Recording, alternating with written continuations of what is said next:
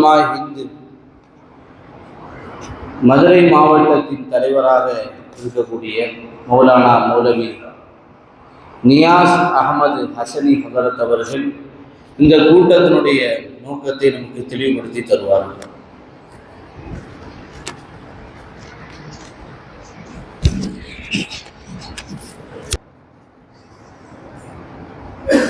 அல்லாஹுடைய பேரருள்,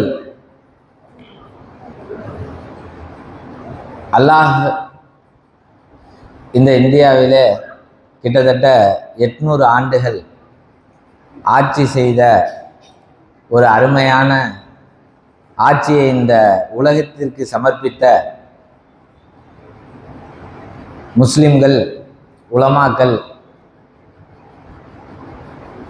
அந்த குணம், அந்த எண்ணம், அந்த ஆளுமை இப்பொழுது வரையும் தொடர்ந்து இருக்கிறதற்கு காரணம் என்னவென்று சொன்னால் அந்த உலமாக்களுடைய அந்த தியாகம்தான்.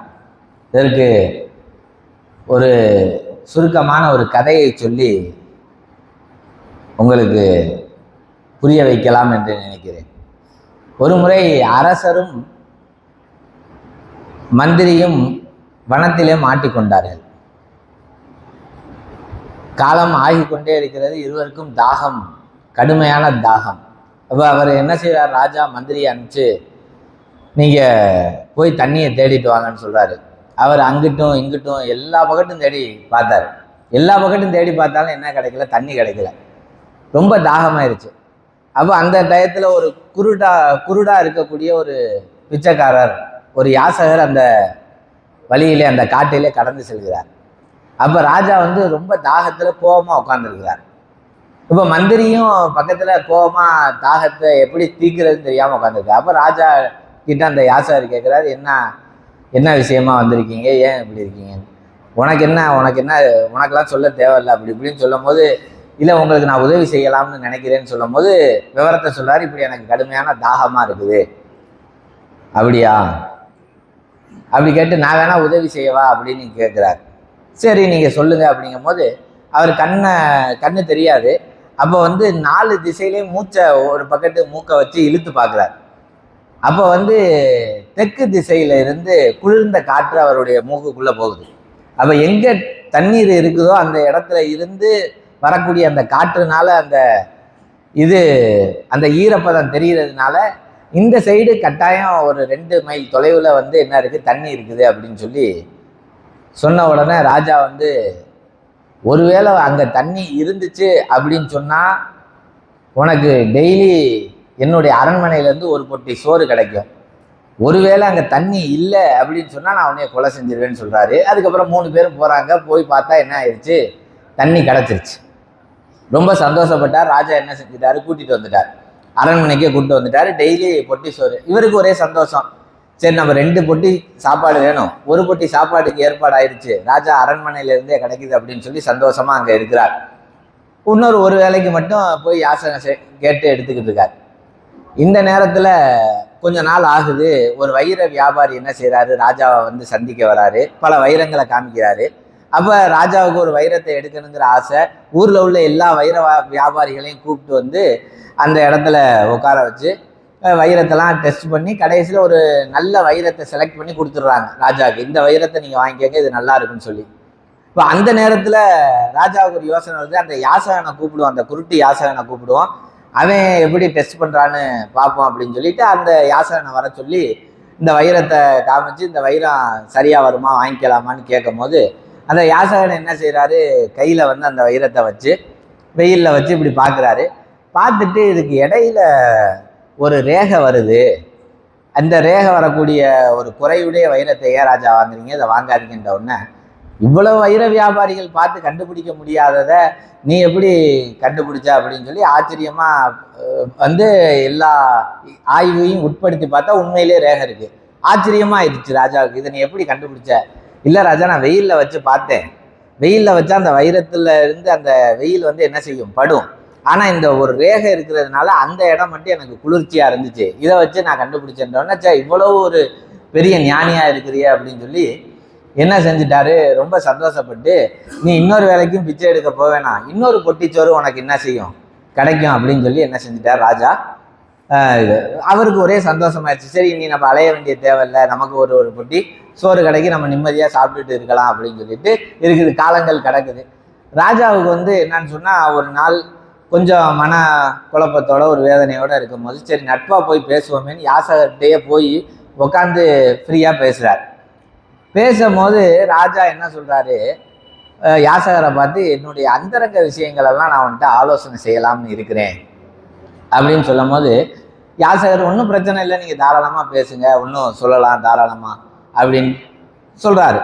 இவன் ராஜாட்ட வந்து என்னன்னு சொன்னால், ஒவ்வொன்றா சொல்லிக்கிட்டே இருக்கும் போது ஒரு வார்த்தை ராஜா கேட்குறாரு, என்னையை பற்றி நீ என்ன புரிஞ்சு வச்சுருக்க, என்னையை பற்றி நீ என்ன புரிஞ்சு வச்சுருக்க. அப்போ ராஜாட்ட வந்து என்னை அடிக்கக்கூடாதுன்னு அனுமதி கேட்டுட்டு, என்னை எதுவும் பண்ணிடக்கூடாதுன்னு அனுமதி கேட்டு, மனசு விட்டு நான் பேசலாமான்னு அனுமதி கேட்டுட்டு ஒரு விஷயத்த சொல்லவான்னு கேட்டு சொல்கிறார். என்ன சொல்கிறாரு ராஜா, நான் வந்து உங்களுடைய இத்தனை காலம் பழகிருக்கேன், ஆனால் நீங்கள் ராஜ வம்சத்தில் பிறந்த மாதிரி எனக்கு தெரியலை, ராஜ வம்சத்தில் பிறந்த மாதிரி தெரியலை அப்படின்னு தோணுது. அப்படின்ற உடனே இவருக்கு அந்த தண்ணியை கண்டுபிடிச்சதும் இந்த வைரத்தை கண்டுபிடிச்சதும் மனசில் இருக்கும் போது, இவன் ஒரு வேளை உண்மையை தான் சொல்லுவான் போல இருக்கு, என்னன்னு தெரியலையே, நம்ம ராஜ வம்சத்தில் பிறக்கலைங்கிற மாதிரிலாம் சொல்கிறாப்புல அப்படின்னு சொல்லிட்டு நேராக போய் அவங்க அம்மாட்டையே போயிட்டார் ராஜா. ராஜா என்ன செய்கிறாரு, அவங்க அம்மாட்டையே போய், அம்மா நீ ஒரு உண்மையை சொல்லு, ஏன்னா அவன் பொய் சொல்ல மாட்டான், அவன் யூகிச்சது தப்பாகவும் இருந்ததில்லை, உண்மையிலேயே நான் வந்து உனக்கு தான் பிறந்திருக்கேனா அப்படின்னு கேட்கும் போது, அவங்க அம்மா டக்குன்னு திடுக்கிட்டு அதுக்கப்புறம் சொன்னாங்க, இல்லைப்பா நீ எனக்கு பிறக்கலை, எனக்கு பிறக்கலை, எப்படி நீ உருவாயிருந்த, எப்படி நீ அரண்மனைக்குள்ளே வந்தன்னு சொன்னால், அதாவது உன்னுடைய தாத்தா என்னுடைய மாமனார் எனக்கு ஒரே பொம்பளை பிள்ளையாவே பிறந்துக்கிட்டு இருந்துச்சு, 5 பொம்பளை பிள்ளையாயிருச்சு, உனக்கு 5 அக்கா, 6வதா பொம்பளை பிள்ளை பிறந்துருச்சு அப்படின்னு சொன்னால் என்னை விவாகரத்து செய்கிறதா முடிவு. என்ன செய்கிறது, நான் மாசம் ஆயிட்டேன். மாசமாகும் போது என்னுடைய அப்பா என்ன செய்கிறாரு, நான் ஊரில் வச்சு இவரை பெற்றுக்கிறேன் அப்படின்னு சொல்லிட்டு ஊருக்கு கூப்பிட்டு போயிட்டார். கூட்டிட்டு போய் பார்த்தா 6வது என்ன ஆயிடுச்சு, பொம்பளை பிள்ளையே ஆயிடுச்சு. அந்த டயத்தில் வந்து இது ராஜாவுக்கு தெரிஞ்சிச்சுன்னா பெரிய பிரச்சனை ஆயிருமேன்னு சொல்லி அந்த ஊரில் யாரெல்லாம் அந்த டயத்தில் பெற்றிருக்காங்கன்னு பார்க்கும்போது ஒரு பிச்சைக்காரன் வந்து என்ன செஞ்சிருந்தான், ஒரு குழந்தைய ஆம்பளை பிள்ளைய பெற்றிருந்தான். அதனால இந்த பொம்பளை பிள்ளையை தூக்கி அந்த பிச்சைக்காரங்கள்கிட்ட கொடுத்துட்டு அந்த ஆம்பளை பிள்ளையை தூக்கி இங்கே வந்து வளர்த்துட்டோம், அதில் தான் நீ வந்து வளர்ந்த, இப்போ ராஜாவாக உட்காந்துருக்க, ஆனால் உண்மையிலே நீ ராஜவம்சம் கிடையாதுன்றோடனே அவருக்கு பெரிய ஆச்சரியமாயிடுச்சு. என்னடா நம்மளை இவ்வளவு அற்புதமாக கண்டுபிடிச்சிட்டானே என்ன அப்படின்னு சொல்லி நேராக போய் அந்த குருடன்ட்ட, நீ எதை வச்சு கண்டுபிடிச்ச, எப்படி கண்டுபிடிச்சேன்னு ஆச்சரியமாக எனக்கு அந்த நுணுக்கத்தை சொல்லி ஆகணும். இதுக்கு ஒரு நுணுக்கம்லாம் தேவையில்லை, நான் காட்டில் தண்ணி தாகமாக இருந்து சாகிற நிலைமையில் இருந்தீங்க, அப்போ நான் வந்து உங்களுக்கு தண்ணிக்கு எடுத்து கொடுக்கக்கூடிய சமயத்தில் ராஜாவாக இருந்தால் 1000 பொண்ணு கொடுப்பேன், 2000 பொற்காசு கொடுப்பேன்னு சொல்லுவேன், நீங்கள் பொட்டிச்சோறு தரேன்னு சொன்னீங்க, பொட்டிச்சோறு தரேன்னு சொன்னீங்க. சரி, அரண்மனையில் வந்து அந்த வைரத்தை வைர வியாபாரிகளாலே கண்டுபிடிக்காதப்ப நீங்கள் நான் கண்டுபிடிச்சேன், அப்போயாவது ஒரு 1000 பொற்காசு கொடுக்கலான்னு நினச்சா இன்னொரு பொட்டிச்சோறுன்னு சொன்னீங்க. இந்த பொட்டிச்சோறு பொதுவாக பிச்சைக்காரனுக்கு தான் பெருசாக தெரியும், ராஜவம்சத்துக்கு இது பெருசாக தெரியாது அப்படின்னு சொன்னோடனே அப்போ தான் அவர் உணர்றார். இப்போ இதுலேருந்து என்ன நமக்கு புரியுது அப்படின்னு சொன்னால், நம்முடைய உணர்வுகளும் நம்முடைய சிந்தனைகளும் எப்பொழுதுமே இந்த குரான் வந்து உயர்வாகத்தான் வைத்திருக்கும், ஒரு ஆளுமை மிக்கதாகத்தான் வச்சுருக்கோம். அதை சரியான முறையில் ஃபாலோ பண்ணி அதை நம்ம இது பண்ணிட்டோம் அப்படின்னு சொன்னால் நம்ம அல்லாஹ்வுடைய கிருபையில் சரியான ஆளுமை மிக்க தலைவர்களை உருவாக்கி விடலாம். இப்போ ஆளுமை மிக்க தலைவர்கள் உருவாகணும், ஆளுமை மிக்க நபர்கள் உருவாகணும் அப்படின்னு சொன்னால் நம்முடைய அந்த உணர்வுகளோடு நாம் பயணிக்கக்கூடியவங்களா ஆகணும். அந்த சமுதாய உணர்வோடு இந்த உம்மத்துடைய உணர்வோடு எப்படி உலமாக்கள் முன்றைய காலத்திலே வேலை செய்தார்களோ அந்த வேலையை தொடர்ந்து செய்வதற்காக நாம முயற்சி செஞ்சால் மட்டும்தான் இதில் ஒரு பெரிய மாற்றத்தை உண்டு பண்ண முடியும். நான் ஒவ்வொரு தடவையும் இந்த ஜமியத்துல் உலமாவுடைய விஷயத்த இந்த மேலூர்லேயோ இந்த மதுரை மாவட்டத்திலேயோ கொண்டு வரக்கூடிய சமயத்தில் சில புரிதல் இல்லாததின் காரணமாக, எல்லாம் நண்பர்கள் தான், சில புரிதல்கள் சின்ன முன்ன பின்ன இருக்கிறதுனால என்னன்னா, இது எதுக்கு புதுசா, இது புதிய இயக்கம் அல்ல.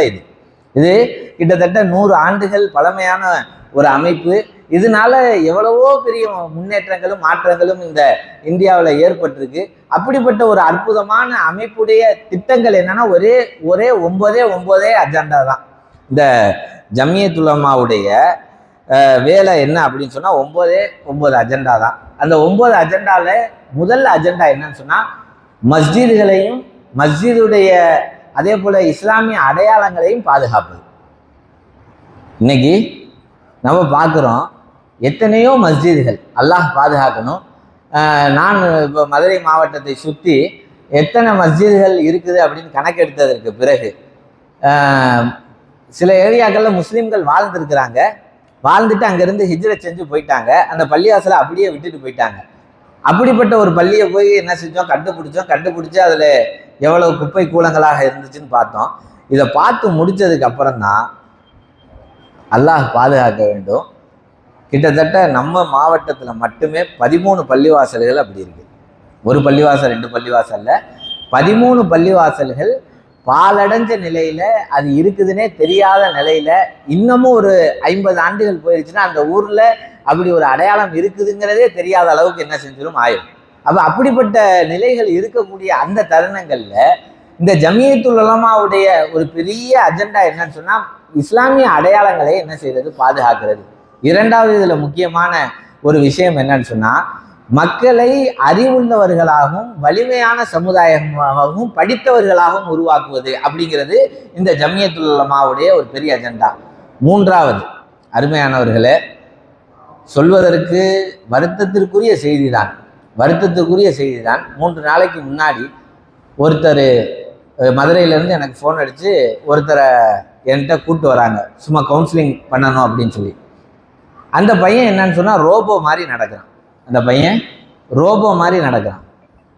என்னடா இப்படி ரோபோ மாதிரி நடக்கிறானேன்னு நான் ஆச்சரியப்பட்டேன். கிட்டக்க போய் அவன்கிட்ட உட்காந்து பேசக்கூடிய சமயத்தில் ஒவ்வொரு வார்த்தையும் கம்ப்யூட்டர் மாதிரியே பேசுகிறான்.